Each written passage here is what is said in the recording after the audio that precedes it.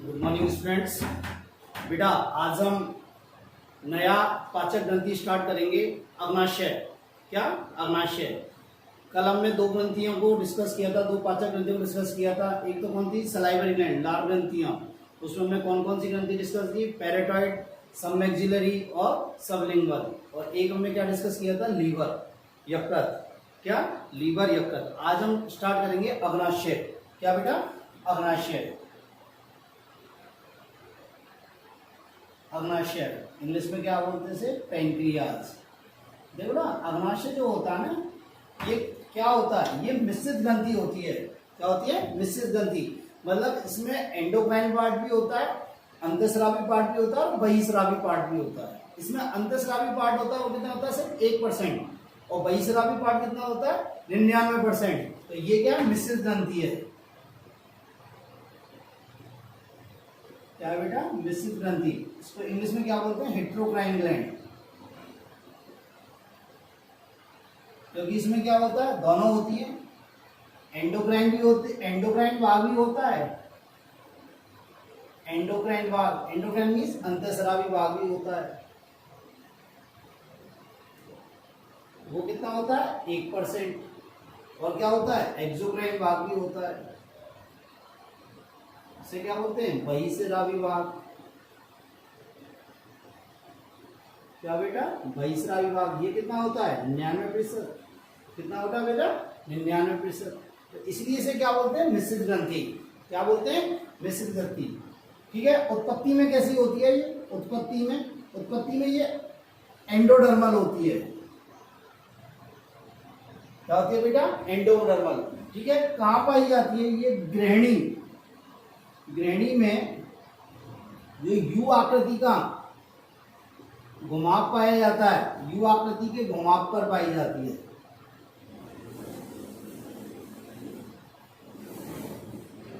You आकृति के घुमाव पर पाई जाती है। ठीक है। देखो, मैंने आपको लीवर में बताया था कि अग्नाशय से क्या होती है? एक नलिका निकलती है, मुख्य अग्नाशयी नलिका, जिसे क्या बोलते हैं? Pancreatic duct. क्या बोलते हैं? Pancreatic duct. और पैंक्रियाटिक डक्ट किसके साथ मिलती है? कॉमन बाइल डक्ट के साथ। किसके साथ? कॉमन बाइल डक्ट के साथ। ठीक है। देखो, इस अग्नाशय से एक नलिका निकलती है, उसे क्या बोलते हैं? मुख्य अग्नाशय नलिका, जो क्या लेके आती है? अग्नाशयी रस को लेके आती है। और ये किसके साथ मिलती है? कॉमन बाइल डक्ट के साथ। किसके साथ बेटा? कॉमन बाइल डक्ट, मतलब सामान्य पित्त नलिका। सामान्य पित्त नलिका के साथ मिलती है। और क्या बनाते हैं ये? हेपेटोपेनक्रियाटिक डक्ट। क्या? हेपेटोपेनक्रियाटिक डक्ट, यकृत अग्नाशय नलिका।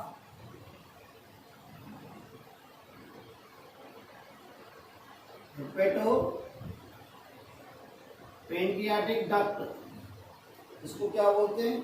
यकृत अग्नाशय नलिका। ठीक है। और ये यकृत अग्नाशय नलिका का नीचे का भाग क्या होता है? फूला हुआ होता है, जिसे क्या बोलते हैं? Ampulla of better. क्या बोलते हैं? Ampulla of better. और ये एम्पुला बेटर के बाई थ्रू ये पैंक्रियाटिक डक्ट, हेपेटोपेनक्रियाटिक डक्ट कहां खुलती है? ग्रहणी में, ग्रहणी के मध्य भाग में। किसमें? ग्रहणी के मध्य भाग में। उसका फूला हुआ भाग क्या कहलाता है? Ampulla of better. और ये कहां खुलता है? ग्रहणी के मध्य भाग में। किसमें बेटा? ग्रहणी के मध्य भाग में। मैंने आपको यहाँ एक और बताई थी, यहाँ पे क्या पाया जाता है? स्पिंटर पाया जाता है। ठीक है। क्या पाया जाता है? स्पिंटर, जिसे क्या बोलते हैं? Sphincter of OD. क्या बोलते हैं बेटा?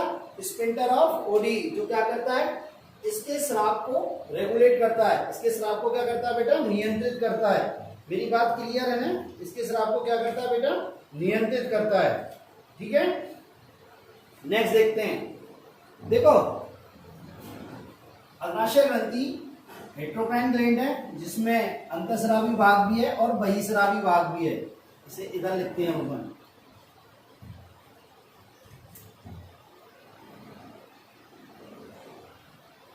इसमें क्या है, एंडोक्राइन भाग भी है, मतलब अंतःस्रावी, और क्या है, एक्सोक्राइन भाग भी है, मीन्स बहिस्रावी। देखो बेटा, एंडोक्राइन अंतःस्रावी भाग कितना होता है, 1% होता है। क्या होता है बेटा, 1%। और ये बहिस्रावी कितना होता है, 99%। ठीक है बेटा, ये जो अंतःस्रावी पार्ट है, क्या बेटा, ये अंतःस्रावी पार्ट है, ये क्या निकालता है, हार्मोन। क्या स्रावित करता है ये, हार्मोन। जितनी भी अंतःस्रावी ग्रंथियां होंगी उनके स्राव को क्या बोलेंगे, हार्मोन। और ये बहिस्रावी ग्रंथियां, इनके स्राव को क्या बोलेंगे, एंजाइम। क्या बोलेंगे, एंजाइम। तो ये क्या निकालेंगे, हार्मोन, और ये क्या निकालेंगे, एंजाइम। ठीक है बेटा। अब देखो बेटा, ये जो 1% भाग होता है, ये जो अंतःस्रावी भाग होता है 1%, इसको बोलते हैं इजलेट ऑफ लैंगरहैंस। लैंगरहैंस के द्वीप समूह। क्या बेटा, इजलेट ऑफ लैंगरहैंस, लैंगरहैंस के द्वीप समूह। ठीक है। और बेटा जो ये 99% भाग होता है, इसको बोलते हैं एसिनाई। क्या बोलते हैं बेटा, एसिनाई। क्या बोलते हैं बेटा, एसिनाई। बात समझ में आई। ये एसिनाई जो होती है ना बेटा, ये किसका स्राव करती है, एंजाइमों का। और वो किसका भाग होते हैं, पैनक्रियाटिक जूस का, अग्नाशयी जूस का। तो ये क्या स्राव करती है, अग्नाशयी जूस। किसका स्राव करती है, अग्नाशय जूस का। ठीक है, मेरी बात क्लियर है। अब देखो, इस लैंगर ऑफ स्लेट में क्या होती हैं, 4 प्रकार की कोशिकाएं पाई जाती हैं। लैंगर ऑफ स्लेट में कितनी प्रकार की कोशिका पाई जाती है, 4 प्रकार की कोशिका। देखो कौन कौन सी होती हैं। एक तो होती है अल्फा सेल, एक होती है बीटा सेल, एक होती है डेल्टा सेल, और एक होती है बेटा PP cell. Alpha cell, beta cell, delta cell और पीपी सेल। ठीक है। अल्फा सेल क्या निकालती है, ग्लूकागॉन। क्या निकालती है बेटा, ग्लूकागॉन। बीटा सेल्स क्या निकालती है, इंसुलिन। क्या निकालती है बेटा, इंसुलिन। क्या निकालती है, इंसुलिन। और डेल्टा सेल्स क्या निकालती है बेटा, ये निकालती है सोमेटोस्टेटिन। सोमेटोस्टेटिन। क्या निकालती है, सोमेटोस्टेटिन। और ये जो पीपी सेल हैं, ये निकालती है पेनक्रियाटिक या पेनक्रियाटिक पॉलीपेप्टाइड। क्या बेटा, पेनक्रियाटिक पॉलीपेप्टाइड। Pancreatic polypeptide. मेरी बात क्लियर है। अल्फा सेल्स क्या निकालती है, ग्लूकागॉन। क्या निकालती है, ग्लूकागॉन। ग्लूकागॉन क्या होता है, ऐसा हार्मोन होता है जो रक्त में ग्लूकोज की मात्रा को बढ़ाता है, ब्लड ग्लूकोज को बढ़ाता है। ठीक है। और ये सेकेंड बीटा सेल्स क्या निकालती है, इंसुलिन। क्या निकालती है बेटा, इंसुलिन। इंसुलिन क्या होता है, ग्लूकागॉन के विपरीत कार्य करता है, ये ब्लड ग्लूकोज को घटाता है। ये ब्लड ग्लूकोज को घटाता है। डेल्टा सेल क्या निकालती है, सोमेटोस्टेटिन। क्या निकालती है बेटा, सोमेटोस्टेटिन। ये क्या करती हैं, ये इंसुलिन और ग्लूकागॉन के स्राव को कंट्रोल करती हैं। कौन, ये डेल्टा सेल। मतलब जो सोमेटोस्टेटिन है क्या होता है, ये इन दोनों के स्राव को कंट्रोल करता है। ठीक है। और बेटा ये पेनक्रियाटिक पॉलीपेप्टाइड है जो पीपी सेल निकालती है। इसका कार्य फिक्स नहीं है, अभी तक अननोन है, पर ऐसा माना जाता है कि ये अग्नाशयी रस के स्राव में हेल्प करता है। अग्नाशयी रस के स्राव में क्या करता है, हेल्प करता है। अग्नाशयी जूस के स्राव में हेल्प करता है। बात क्लियर है। ठीक है। तो दोबारा सुन लो, मिश्रित ग्रंथि के 2 भाग होते हैं। ये मिश्रित ग्रंथि, इसके 2 भाग है, मतलब इसमें दोनों भाग मिक्स हैं। अंतःस्रावी भाग, बहिस्रावी भाग। अंतःस्रावी भाग कितना था 1%, बहिस्रावी भाग कितना है 99%। अंतःस्रावी ग्रंथियों के स्राव को क्या बोलते हैं हार्मोन, और बहिस्रावी ग्रंथियों के स्राव को क्या बोलते हैं एंजाइम। ठीक है, इस अंतःस्रावी भाग को क्या बोलते हैं इसलेट ऑफ लैंगरेंस, लैंगरेंस के द्वीप समूह, और इसको क्या बोलते हैं एसिनाई। ये एसिनाई क्या करती है अग्नाशयी जूस या अग्नाशयी रस का स्राव करती हैं, अग्नाशयी जूस या अग्नाशयी रस का स्राव करती हैं। बात क्लियर है। नेक्स्ट आता है, देखो बेटा ये लैंगरेंस होता है ना, इसमें 4 प्रकार की कोशिका पाई जाती हैं। एल्फा कोशिका जो क्या स्राव करती है ग्लूकागोन, और ये ग्लूकागोन क्या करता है ब्लड में ग्लूकोज का लेवल बढ़ाता है। ठीक है, ये हम आगे जब एंडोक्राइन पढ़ाएंगे, अंतःस्रावी ग्रंथि पढ़ाएंगे तब आपको डिस्कस करेंगे डिटेल में। बीटा सेल्स क्या निकालती है इंसुलिन हार्मोन। ठीक है, जो करता है ब्लड ग्लूकोज को कम करता है, ब्लड ग्लूकोज को कम करता है। आपने बहुत सुना होगा इंसुलिन, डायबिटीज में पढ़ते हैं हम, डायबिटीज मेलिटस में। ठीक है, एक होती है डेल्टा सेल जो क्या निकालती है सोमेटोस्टेटिन, क्या निकालती है बेटा सोमेटोस्टेटिन, और ये किसको कंट्रोल करता है अल्फा और बीटा सेल्स के स्राव को कंट्रोल करता है। एक होती है पीपी सेल जिनसे क्या स्राव होता है पेनक्रियाटिक पॉलीपेप्टाइड, क्या बेटा पेनक्रियाटिक पॉलीपेप्टाइड, और ये पेनक्रियाटिक पॉलीपेप्टाइड का कार्य भी अननोन है, पर ऐसा माना जाता है ये अग्नाशयी रस के स्राव में हेल्प करता है, अग्नाशयी रस के स्राव में क्या करता है बेटा हेल्प करता है। ठीक है, तो नेक्स्ट देखते हैं अग्नाशयी रस, क्या देखते हैं अग्नाशयी रस।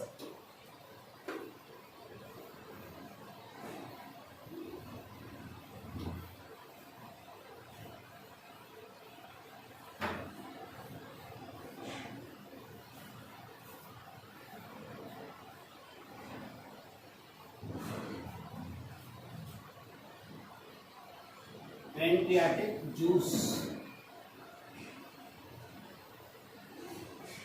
अग्नाशयी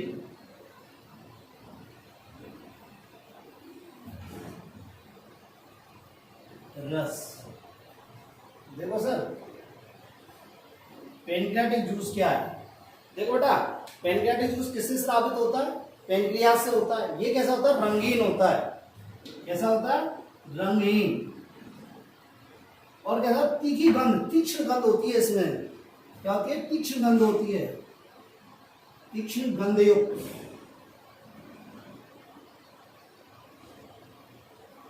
क्षारीय होता है, क्या होता है क्षारीय, मतलब इसकी पीएच कितनी होती है बेटा, इसकी पीएच होती है 7.5 टू 8.3 या 8.5, कहीं जगह 8.3 दे रखी है, कहीं 8.5 होती है।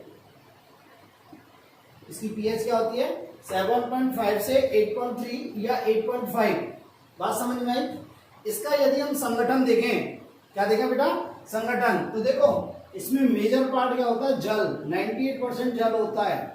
ठीक है बेटा, और क्या होता है खनिज होते हैं और एंजाइम होते हैं इसमें 2% खनिज और एंजाइम होते हैं।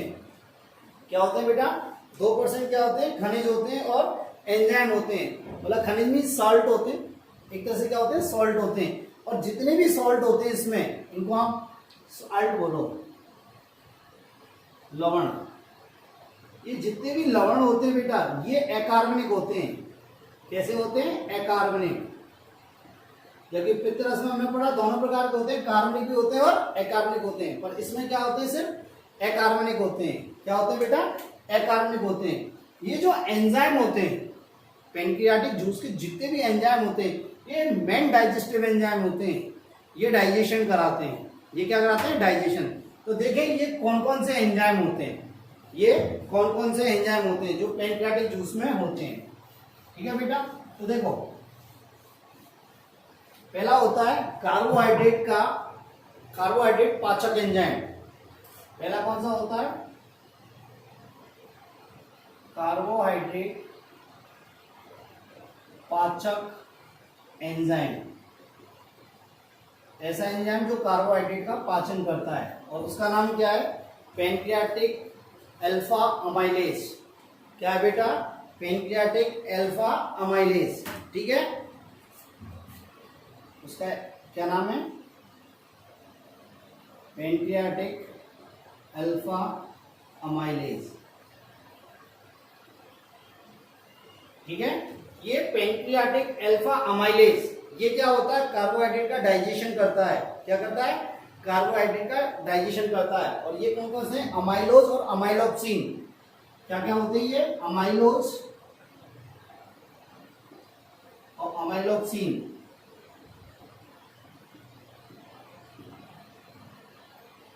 कौन कौन से होते हैं बेटा?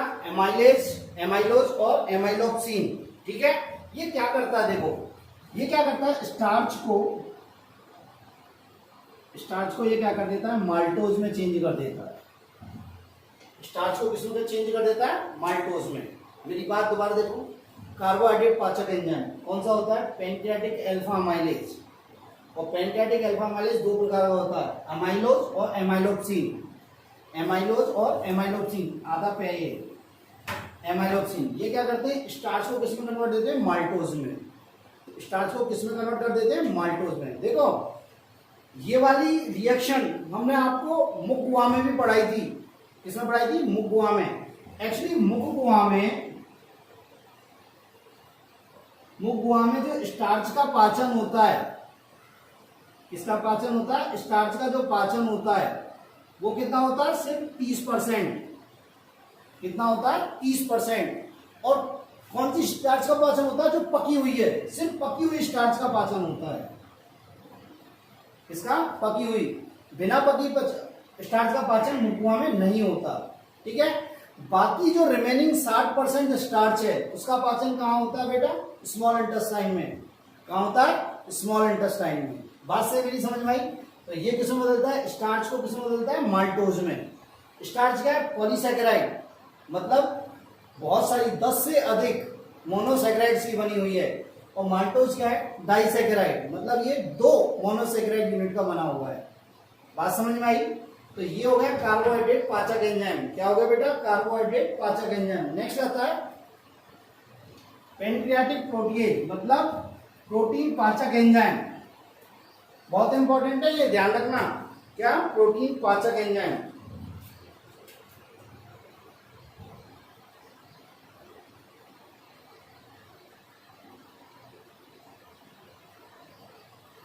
क्या बेटा? प्रोटीन पाचक एंजाइम, उनको बोलते हैं पैंक्रियाटिक प्रोटीएज। क्या होते थे बेटा? Pancreatic protease. और इसका मोस्ट इंपॉर्टेंट एग्जांपल क्या है? Most important enterokinase. क्या बेटा? इंटेरोकाइनेज या इंटेरोपेप्टाइडेज। एग्जांपल क्या है इसका? इंटेरोकाइनेज या इंटेरोपेप्टाइडेज।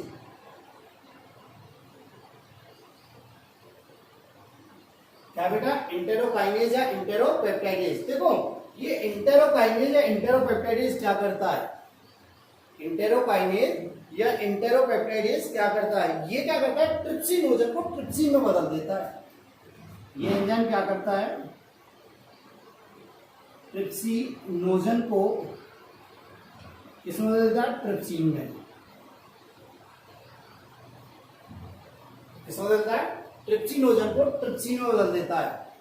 अब ये ट्रिप्सिन क्या है? ये प्रोटीन डाइजेस्टिव एंजाइम है, मतलब ये तो क्या है? इनएक्टिव फॉर्म है ट्रिप्सिन की।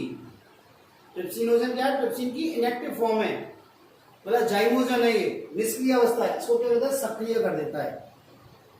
अब ये ट्रिप्सिन क्या होता है? ये प्रोटीन डाइजेस्टिव एंजाइम भी है और ये क्या? कैटलिस्ट का काम भी करता है।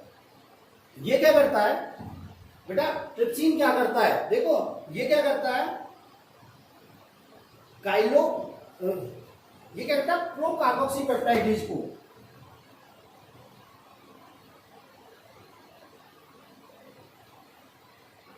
किसको बेटा?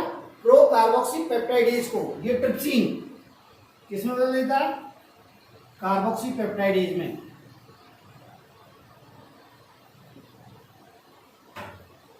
किसमें बदल देता है? प्रो कार्बोक्सीपेप्टाइडेज को किसमें बदल देता है?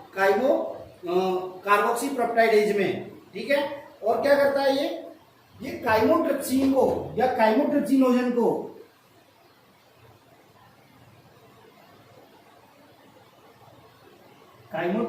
को किसमें बदल देता है? काइमोट्रिप्सिन में। कौन? ट्रिप्सिन ही। किसमें बदल देता है? काइमोट्रिप्सिन में।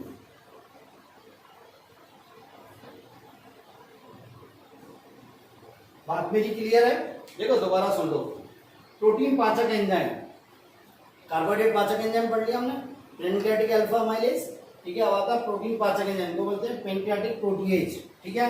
इसका एग्जांपल क्या है, एंटेरोकाइनेज या एंटेरोपेप्टाइडेज, ठीक है। ये क्या करता है, जो ट्रिप्सिनोजन है इनएक्टिव फॉर्म है ये, इसको क्या करता है, निष्क्रिय अवस्था है, इसको क्या सक्रिय कर देता है, किसमें कन्वर्ट करता है, ट्रिप्सिन में, किसमें, ट्रिप्सिन में, ठीक है।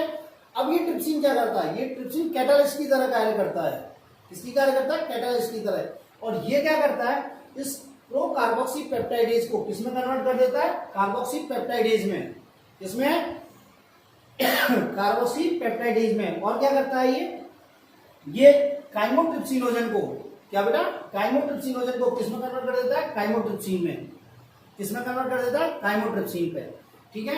और क्या होता है, प्रो इलास्टेज को इलास्टेज में कन्वर्ट कर देता है, क्या, प्रो इलास्टेज को किसमें कन्वर्ट कर देता है, ट्रिप्सिन इलास्टेज में, किसमें, इलास्टेज में। ये जितनी भी अवस्थाएं, ये वाली, ये सब क्या है, निष्क्रिय अवस्थाएं, और ये वाली क्या है, सक्रिय अवस्थाएं। ये एंजाइम की क्या है, सक्रिय अवस्था है। मेरी बात क्लियर है, ये रटनी पड़ेंगी, समझनी पड़ेंगी, और यहीं से टॉपिक मेन स्टार्ट होता है। जब मैं नेक्स्ट टॉपिक पढ़ाऊंगा पाचन की कार्य की, तो सेम ये सब की सब आएंगे वहां सेम टू सेम ऐसे ही लिखना पड़ेगा, यही लेक्चर रिपीट करूंगा, थोड़ा ध्यान से देखें, ठीक है। तो एंटेरोकाइनेज क्या करता है, ट्रिप्सिनोजन को ट्रिप्सिन में कन्वर्ट कर रहा है, और ये ट्रिप्सिन अब क्या कर रहा है, प्रो कार्बोक्सी पेप्टाइडेज को किसमें कन्वर्ट कर रहा है, कार्बोक्सी पेप्टाइडेज में। काइमोट्रिप्सिनोजन को किसमें कन्वर्ट कर रहा है, काइमोट्रिप्सिन में। और प्रोलास्टेज को किसमें कन्वर्ट कर रहा है, इलास्टेज में, ठीक है। अब देखो ये क्या करते हैं, देखो बेटा, ये ट्रिप्सिन और काइमोट्रिप्सिन, ये ट्रिप्सिन और काइमोट्रिप्सिन ये क्या करते हैं, प्रोटीन को, ट्रिप्सिन और काइमोट्रिप्सिन ये क्या करते हैं, प्रोटीन को क्या करते हैं, बड़े पेप्टाइड में कन्वर्ट कर देते हैं, किसमें, बड़े पेप्टाइड में, किसमें कन्वर्ट कर देते हैं, बड़े पेप्टाइड में। जैसे प्रोटीएज में, प्रोटीओजेज में, पेप्टाइड्स में, पेप्टोन्स में, इनमें कन्वर्ट कर देते हैं। बात समझ में आई। तो देखो अब आता है तुम्हारे दिमाग में पेप्टाइड क्या होते हैं। आपने 11th में पूरा पढ़ा होगा, बायोमोलिक्यूल, कार्बोहाइड्रेट भी पढ़े होंगे, लिपिड भी पढ़े होंगे और प्रोटीन भी पढ़े होंगे, वहां आपको सर ने बताया होगा, ठीक है। फिर भी मैं बता देता हूँ। देखो प्रोटीन किसकी बनी होती है, अमीनो एसिड्स की, किसकी बनी होती है, अमीनो एसिड की। जब अमीनो एसिड्स आपस में मिलते हैं, जैसे 2 अमीनो एसिड मिले तो डाइपेप्टाइड बना, 3 मिले तो ट्राइपेप्टाइड बना, 4 मिले तो टेट्रापेप्टाइड बना।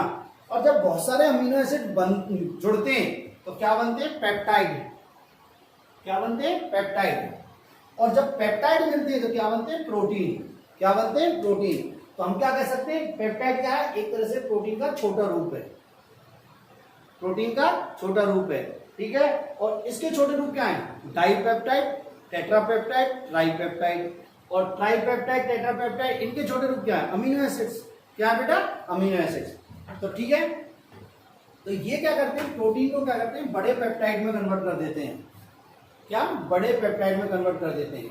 देखो ये ट्रिप्सिन और काइमोट्रिप्सिन ये एंडोपेप्टाइडेज होते हैं। क्या होते हैं बेटा, एंडोपेप्टाइडेज। देखो मैं बताता हूं एंडोपेप्टाइडेज क्या होता है।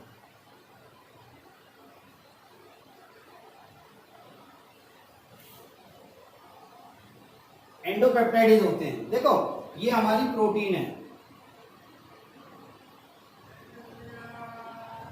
ये प्रोटीन है। तो ये एंडोपेप्टाइडेज क्या करते हैं, ये बीच में से तोड़ते हैं इसको, या बीच में से तोड़ते हैं यहां से, इसे बोलते हैं एंडोपेप्टाइडेज। क्या बोलते हैं, एंडोपेप्टाइडेज। जो चेन को, अमीनो एसिड की चेन को बीच में से तोड़े, किनारों से नहीं, बीच में से तोड़े, इसे बोलते हैं एंडोपेप्टाइडेज। क्या बोलते हैं, एंडोपेप्टाइड। बात समझ में आई। अब क्या होता है, ये बड़े पेप्टाइड जो होते हैं, क्या बेटा, ये बड़े पेप्टाइड, इनको क्या होता है, कार्बोक्सी पेप्टाइडेज।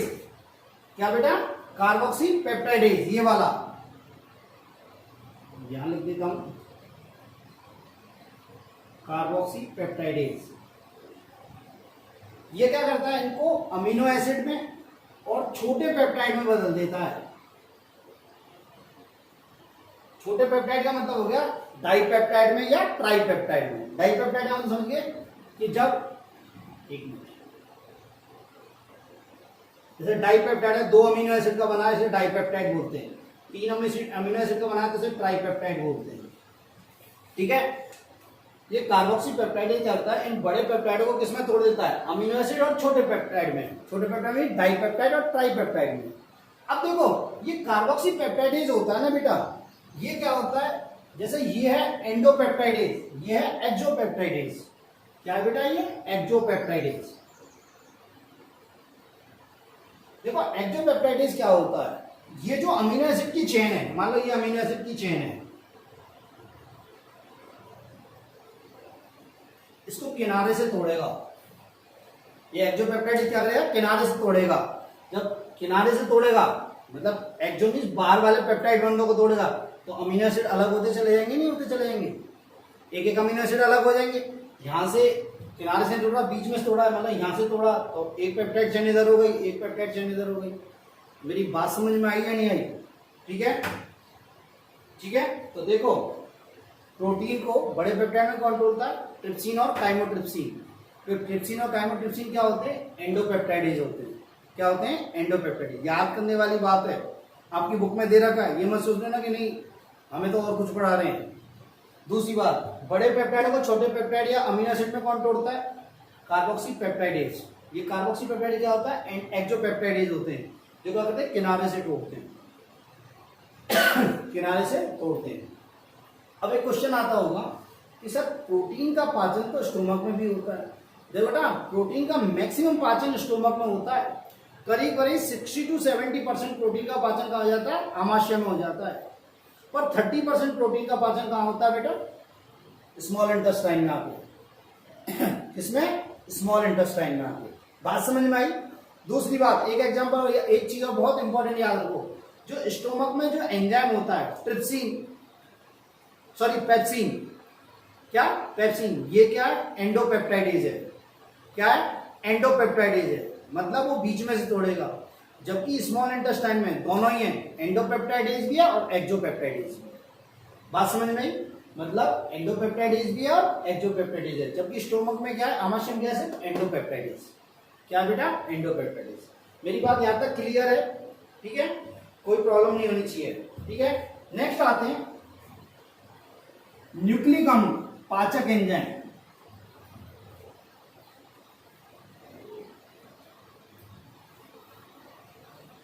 क्या था बेटा, न्यूक्लिक अम्ल पाचक एंजाइम।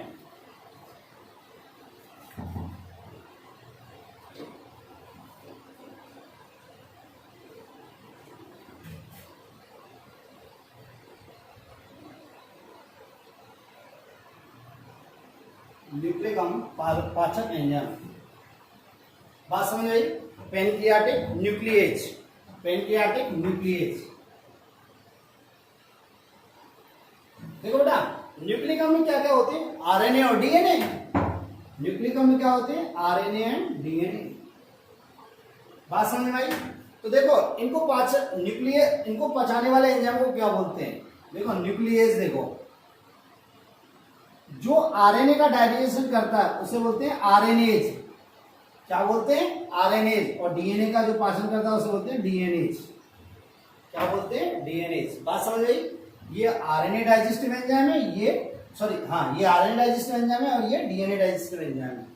अब देखो हमें पता है आरएनए और डीएनए किसके बने होते हैं, किसके बने होते हैं, न्यूक्लियोटाइड के या न्यूक्लियोसाइड के। किसके, न्यूक्लियोटाइड के या न्यूक्लियोसाइड के। जब आपने 11th में एमबीआई पढ़ी होगी, डीएनए और आरएनए पढ़ा होगा, तब आपने पढ़ा होगा कि न्यूक्लियोटाइड क्या होते हैं, न्यूक्लियोसाइड क्या होते हैं। ठीक है, तो न्यूक्लियोटाइड क्या होते हैं, न्यूक्लियोटाइड 3 चीजों के बने होते हैं, एक तो नाइट्रोजन क्षार, एक पेंटोस शर्करा और एक फास्फोरिक अम्ल, यही बने होते हैं। ठीक है, न्यूक्लियोसाइड किसके बने होते हैं, साइड में 2, नाइट्रोजन बेस और पेंटोस शर्करा, उसमें फास्फोरिक एसिड नहीं होता। तो देखो बेटा, यदि मान लो डीएनए का पाचन हो रहा है तो कौन सा एंजाइम आएगा, डीएनएज। ठीक है, और ये क्या बनाएगा, न्यूक्लियोटाइड।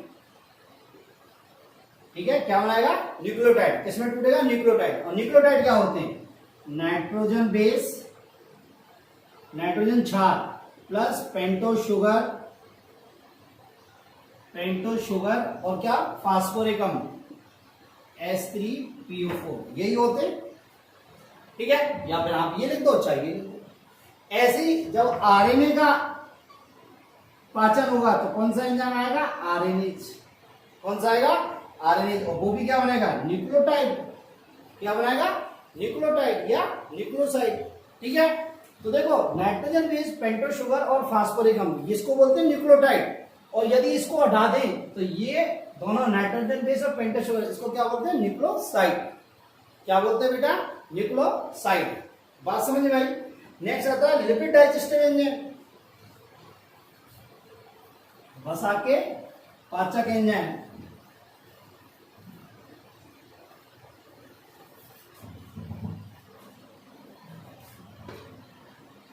वसा पाचक एंजाइम, पैनक्रियाटिक लाइपेज।